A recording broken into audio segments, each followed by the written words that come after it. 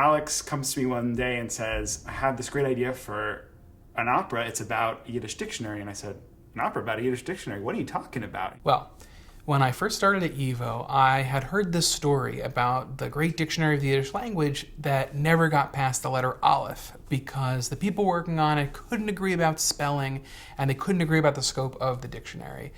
You don't understand. You need to read this dissertation chapter. It's 100 pages. It's written by Weiser, and it's an opera.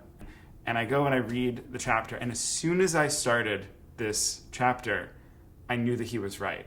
This was a project of tremendous passion to try to save the Yiddish language from its destruction after most of its speakers had been murdered in the Holocaust. It's such a dramatic story because of what the dictionary represented for the people that were working on it. It represented not just the language itself, but the people. It provides an opportunity to think through the meaning of Yiddish in this post-war American context. This is an opera about grief. This is an opera about memory. This is an opera about how you make choices about what to save and what you must leave behind from a culture that you may be losing.